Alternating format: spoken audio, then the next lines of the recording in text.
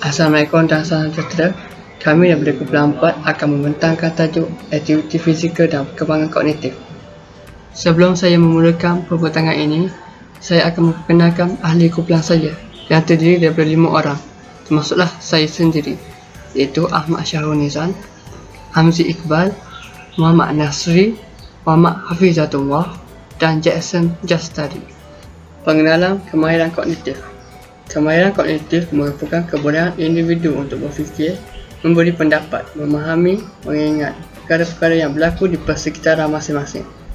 Ia melibatkan aktiviti mental seperti ingatan, mengkategori, merancang, menakul, menyelesaikan masalah, mencipta, berimajinasi dan lain-lain. Kognitif merujuk pada intelek atau pemikiran individu. Kemahiran kognitif ini penting untuk kelangsungan hidup seseorang individu. Teori perkembangan kognitif ini dipelopori oleh tokoh yang tidak asing lagi bagi kita semua, iaitu Jean Piaget dan Lev Vygotsky. Teori-teori ini telah memainkan peranan penting dalam membantu memahami cara berfikir seseorang.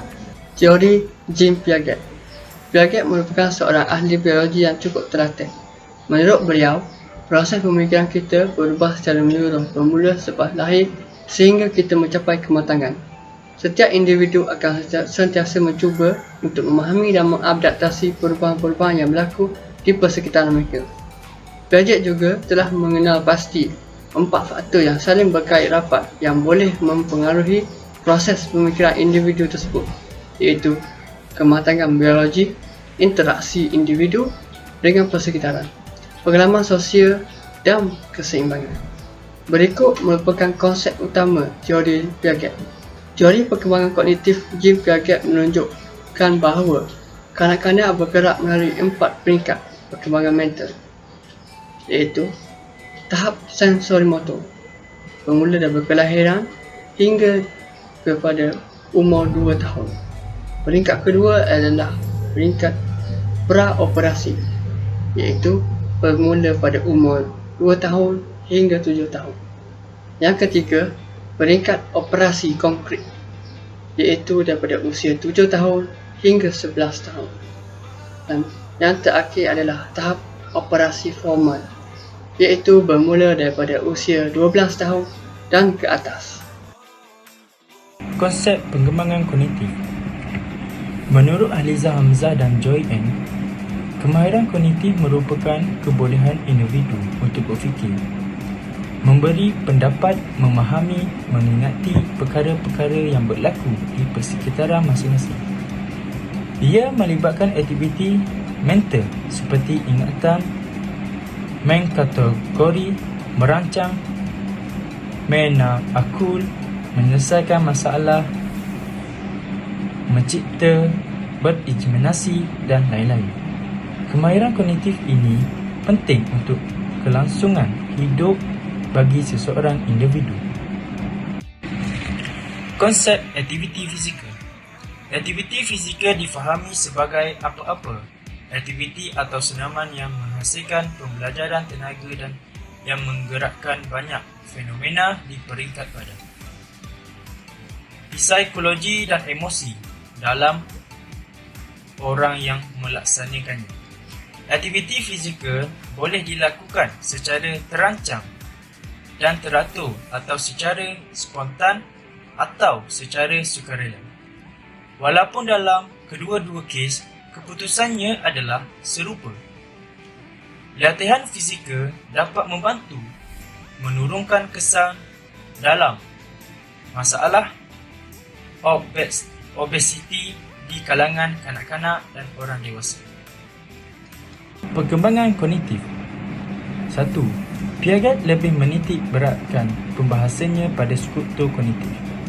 Kedua, ia menyatakan bahawa cara pendapat kanak-kanak bukan sahaja kurang dewasa daripada orang dewasa kerana hilang pengetahuan, tetapi juga berbeza dari segi kualitatif. Ketiga, teori Piaget sering disebut epistemologi genetik kerana teori ini bertujuan untuk mengesan perkembangan kemampuan intelektual, bahawa genetik merujuk kepada pertumbuhan perkembangan bukan pewarisan biologi. Keempat, anak dilahirkan dengan beberapa skemata sensorimotor yang memberi kerangka bagi interaksi awal anak dengan lingkungannya. Kelima, interiorization menghasilkan perkembangan operasi yang membebaskan anak dari keperluan untuk berurusan langsung dengan persekitaran kerana dalam hal ini anak sudah mampu manipulasi simbolik. 6. Pembangunan operasi memberi kanak-kanak cara yang komplet untuk mengenai persekitaran dan oleh itu kanak-kanak dapat melakukan tindakan intelektual yang lebih kompleks.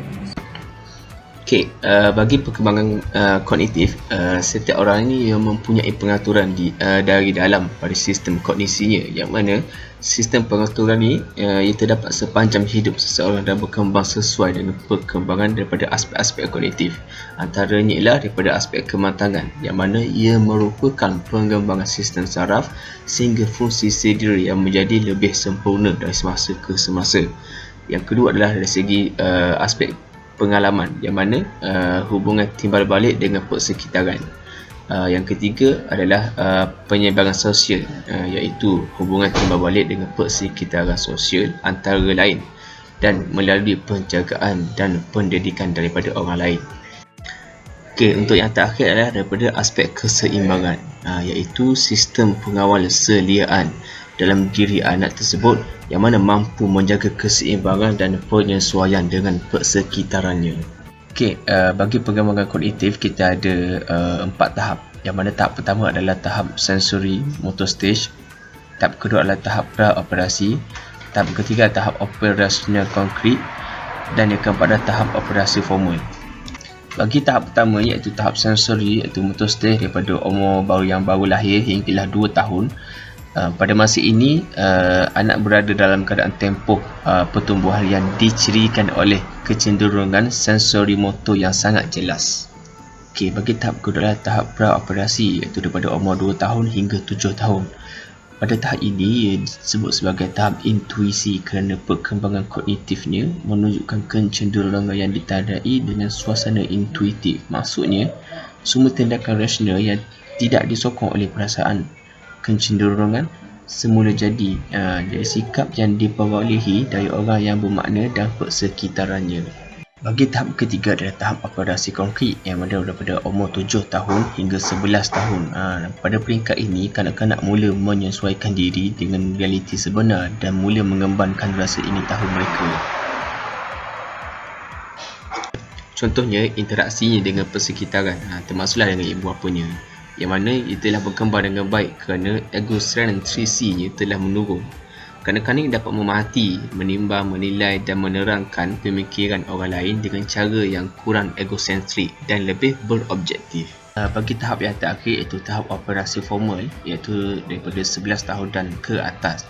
Pada masa ini, anak ini telah dapat mewujudkan keseluruhannya dalam kerjanya yang merupakan hasil pemikiran logik. Daripada aspek emosi dan moral juga telah berkembang sehingga dapat menolong menyelesaikan tugas mereka. Seterusnya kita pergi kepada ciri-ciri perkembangan kognitif. Dalam ciri-ciri perkembangan kognitif ni kita akan ada 2 sifat bagi operasi formal, iaitu tahap keempat tadi. Okey, bagi sifat yang pertama adalah sifat didaktif, yang mana ianya adalah hipotesis. Hipotesis ini adalah menyelesaikan suatu masalah seseorang remaja yang akan mengawali dengan berfikir secara teoretik, dan ia menganalisa sesuatu masalah itu dan mengajukan cara penyelesaian hipotesis. Pada dasarnya, pengajuan hipotesis itu ia menggunakan cara berfikir induktif di samping deduktif. Oleh sebab itulah sifat berfikir ini sebenarnya mencakup 3 bahagian, iaitu deduktif, induktif dan hipotesis. Bagi sifat yang kedua ada pula adalah berfikir secara operasi, yang mana sifat ini merupakan kelengkapan sifat yang pertama dan berhubung dengan cara bagaimana melakukan sesuatu analisis, dan individu ini yang akan berfikir secara operasi formal terlebih dahulu secara teoretik dan membuat kiraan mengenai pelbagai gabungan. Untuk slide ini, saya akan membentangkan yang bertajuk hubungan kognitif dan aktiviti fizikal. Dalam teori Piaget mempunyai pandangan mendasar bahwa setiap organisme memiliki kecenderungan untuk menyesuaikan diri dengan lingkungannya. Oleh itu, kecerdasan sebagai bentuk penyesuaian khas terhadap organisme baru dapat dikenal pasti, hasil daripada dua proses pelengkap yaitu yang disebut asimilasi dan akomodasi. Seterusnya pula adalah mengenai hubungan intelektual dan tingkah laku, di mana organisme sebagai sistem yang dapat menyesuaikan diri dengan persekitarannya karena kemampuannya untuk menampung struktur kognitifnya, sehingga objek baru dapat ditangkap dan dipahami dengan secukupnya. Seterusnya adalah mengenai tajuk utama ini, yaitu hubungan kognitif dan aktiviti fizikal, di mana penyesuaian kepada fakta yang diperoleh melalui pengalaman baru dikenali sebagai tempat tinggal. Oleh itu, proses asimilasi dan akomodasi adalah dua proses yang berlawanan, yang bermaksud bahwa dalam proses asimilasi, apa yang berlaku adalah penyesuaian pengalaman baru yang dia dapat dengan struktur skema yang ada dalam diri individu. Sementara akomodasi adalah proses menyesuaikan skema dalam diri individu kepada fakta baru yang diperoleh melalui pengalaman persekitaran. Untuk pengetahuan semua, asimilasi adalah suatu proses individu memasukkan dan menggabungkan pengalaman-pengalaman dengan struktur psikologis yang telah ada pada individu. Slide yang seterusnya, saya akan menerangkan tentang faktor yang mempengaruhi perkembangan kognitif, di mana terbagi kepada dua, yaitu faktor keturunan dan persekitaran. Bagi faktor keturunan, kanak-kanak bagi faktor keturunannya sejak dalam kandungannya lagi, mereka mempunyai sifat yang menentukan daya kerja kognitif mereka. Anak-anak berpotensi sama ada kemampuan berpikir secara normal, di atas normal atau di bawah normal. Walau bagaimanapun, potensi ini akan berkembang atau direalisasikan secara optimum sekiranya persekitaran tidak memberi peluang untuk berkembang. Oleh itu, peranan persekitaran sangat menentukan perkembangan intelektual kanak-kanak. Faktor yang kedua adalah persekitaran. Dalam faktor persekitaran ini terbagi kepada dua unsur yang mempengaruhi kognitif kanak-kanak, yaitu yang pertama unsur keluarga. Paling penting dilakukan oleh keluarga atau orang yang lebih tua adalah memberikan pengalaman kepada anak dalam berbagai bidang kehidupan sehingga anak memiliki informasi yang banyak yang merupakan alat bagi anak untuk berpikir. Unsur yang kedua adalah sekolah. Institusi formal yang diberi tanggung jawab untuk meningkatkan perkembangan anak-anak dan secara berpikir anak-anak. Dalam kedua-dua faktor ini sememangnya ia tidak dapat dipisahkan secara berasingan. Untuk slide ini pula adalah mengenai perbezaan individu dalam perkembangan kognitif. Perbezaan individu dalam pembangunan intelektual manusia mempunyai perbezaan antara satu sama lain dalam pelbagai aspek, termasuk bakat, minat, kepribadian, keadaan fisikal, keadaan sosial, dan kecerdasan. Dalam perbezaan kemampuan dan kepantasan pembelajaran, perbezaan individu pelajar akan tercermin dalam ciri mereka dalam kebolehan, kemahiran, sikap, dan tabiat belajar, serta kualiti proses dan hasil pembelajaran dari aspek kognitif, efektif, dan psikomotor. Okey, seterusnya bagi slide ini saya akan bentang iaitu tahap kecerdasan. Okey, tahap kecerdasan ini terbagi kepada 4, iaitu genius, dia ada normal, dia ada rendah, dan keterbelakangan. Cuma keterbelakangan ni dia terbahagi lagi kepada 2 cabang, iaitu ideal IQ dan imbecile IQ. Alright. Okey, saya akan terangkan tahap kecerdasan ni, iaitu genius, normal dan rendah. Okey, genius ni adalah kemampuan yang luar biasa. Ukuran dia dalam 140. Dia ada bacaan dia 140. Kepayaan ini dapat dimiliki oleh siapa saja. Kalau nak, dia kena berusaha lebih dan memanfaatkan potensi dia dengan baik lah. Macam tu. Maksudnya tak ada siapa pun kata tak boleh berjaya. Asal kita berusaha. Itu adalah tahap kecerdasan yang genius lah. Okey, normal. normal adalah kemampuan biasa, tapi kecerdasan ini dapat menjalankan aktiviti yang diperlukan, tapi tahap ukuran dia lebih kurang 100 hingga 110. Itu tahap kecerdasan bagi Nobel, dan kecerdasan ini disebutkan kecerdasan rata-rata. Okey, yang terakhir iaitu kecerdasan rendah. Kemampuan ini berada di bawah rata-rata dalam lingkungan 70 hingga 90. Secara yang kita tahu, ia dapat menjalankan pelbagai tugas, tetapi dia menjadi perlahan dan letih dan bosan. Alright. Okey, bagi slide yang terakhir ni iaitu keterbelakangan. Keterbelakangan ada anak yang mempunyai kemampuan yang sangat rendah dan sangat sulit untuk melakukan tugas atas dirinya. Setiap tugas memerlukan bantuan orang lain. Dengan bantuan akan memberikan kemampuan meningkat, untuk dapat memberikan kemampuan peningkatan. Di antara keterbelakangan ada yang disebut, iaitu tadi saya disebut IDIQ dan Universal IQ. Okey, apa itu IDIQ? Okey, IDIQ adalah tahap kecerdasan iaitu 0 hingga 29. Merupakan kelambatan yang sangat rendah. Tidak dapat bercakap, hanya boleh mengatakan beberapa perkataan, tak boleh mengurus diri, lepas tu tak boleh mandi, makan, tak boleh tidur dengan sendiri lah maksudnya. Kemudian mereka seperti bayi, kemudian tidak tahan terhadap penyakit. Okey, yang seterusnya iaitu Universal IQ. Universal IQ ni lebih meningkat sikit daripada IDIQ tadi. Dia punya skala iaitu 30 kot, lebih kurang macam tu lah skala dia, sebab dia atas sikit daripada IDIQ. Dia boleh dilatih, tapi susah sikit,